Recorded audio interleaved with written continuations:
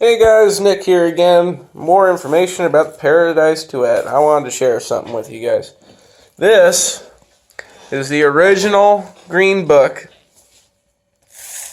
that Lee had gotten with his duet in 1957. Now, to give you an idea how amazing this is the green book from 1959 that came with the Linwood family's duet. This has been very heavily used. Every page has been thumbed through and information has been taken from it. The Linwoods are a bunch of old farmers down in Reedsport, Oregon, and they loved their car very much, and they used the crud out of this. Now, Mr. Kirby loved his car very much and used the crud out of this as well, but somehow his auto shop teacher knowledge has kept this book in impeccable shape. And I mean, look at this thing. It is in phenomenal condition. We've got some greasy fingerprints here. I'm going to flip this over. There's a little tab right here. I'm going to go ahead and open this up to where he had bookmarked this.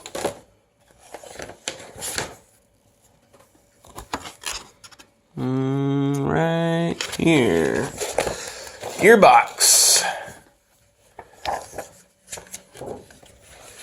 Doing his math. Now look at this. You can't see it very well, but there's a lot of little pencil writing on this book. He was counting out and doing the math to figure out the ratios of his rear axle. He had actually done all the math and figured out every gear ratio and what that was going to yield him. It's phenomenal. And we go over here, propeller shaft, rear axle.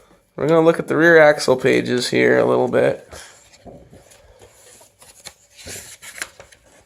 Right here. I'm talking about that and talking about this in the video I just made.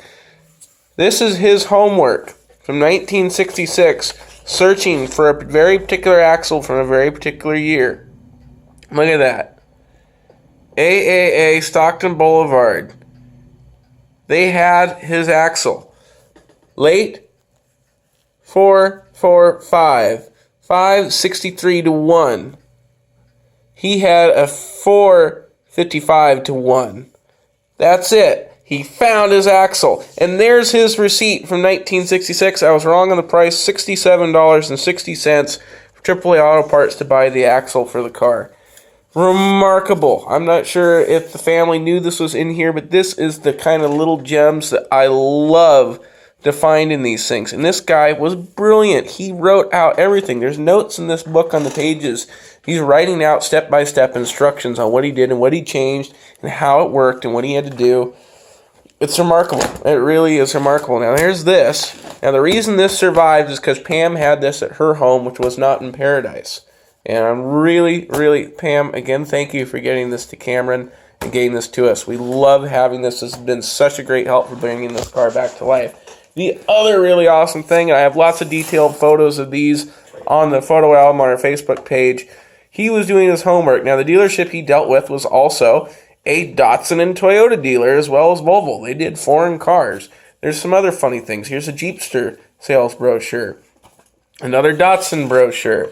America's Workhorse, the Toyota Stout. It's before the Hilux. I love the fact of this. And there's this other little bit of information. But here's where we start getting into some really cool stuff. There's his taillight wiring. We've got the title for the car. We've got a Sears parts catalog from 1967 with information in it about the car. And then we start getting into the really cool stuff. Rust-proofing a Volvo. These are vintage sales brochures from the Volvo dealer that he must have spent a lot of time at. The road test, the 144S. I mean, look at the condition of this stuff. It's remarkable. The Volvo PV444 Sport with 4-speed transmission. It's remarkable. Every one of these. John's Motor Sales in Sacramento, California is in remarkable shape. Sales brochure for 122. There's the 544. There's the 144. There's another 544. There's the 144 series. I mean, this goes on and on. That's art. I love this. I'm going to get a lot of these. I'm going to get prints made of these. I'm going to have them framed. If anyone would like to talk with me about getting a couple of prints of these to have framed for display in your collection, feel free to reach out to us because we want to share these with the community. And it just keeps going and going and going. I mean, look at that. People don't make brochures like this anymore. A product of superb Swedish engineering. It's just remarkable. So it goes on and on and on. We have this whole inch-thick folder of this beautiful history that the Kirby family preserved, and I am so incredibly thankful. This is the kind of stuff that just gets me really excited about these cars and doing this in this hobby, because this is what you want to see. You want to see history, and you want to know that it was well preserved and well taken care of, and that was definitely the case here with this. Now I've got something else interesting over here that I've been accumulating. These are all going to go into the car. I'm not going to tell you how quite yet, but take a look at some of the things we have here.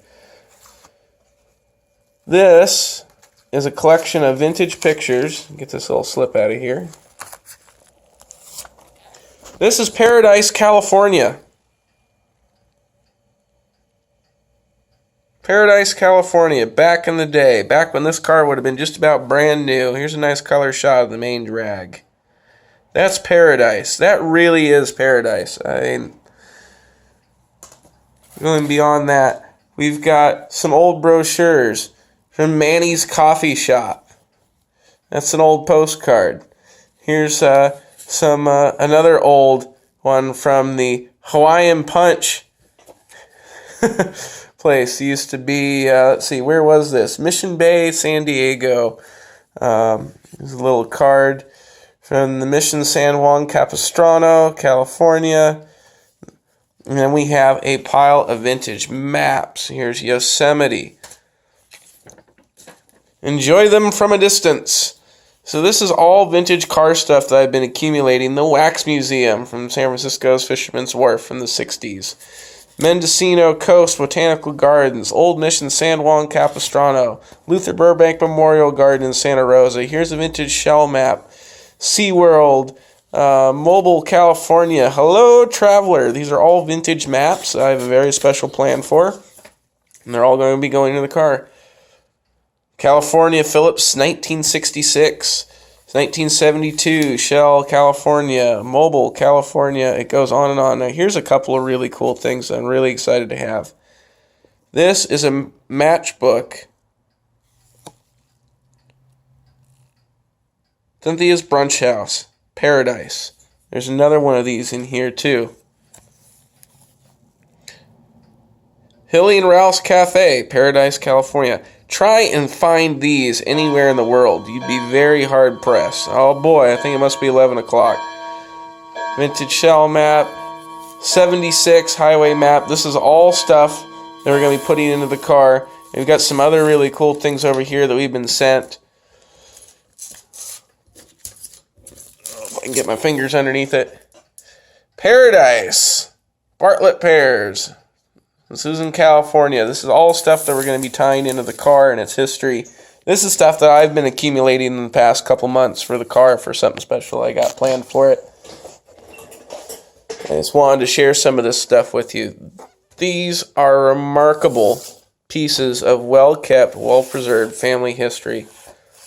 And it's just really remarkable that the family was able to hang on to this stuff. I mean, really, try finding the owner's manual and sales brochures for your car you're driving now. If you went out and bought a brand new car, let's see the sales brochures. Let's see that you went out and researched and did your homework to the point that you were checking gear ratios and gas mileages and top speeds and how far you could drive on a tank of fuel back in the day. And people don't do this anymore. This is part of what's wrong with us today in this society and the throwaway culture. People don't do this much homework about their cars. I mean, there's definitely people out there who do. I'm not saying that it's an absolute non-existent thing anymore, but it's definitely very few and far between.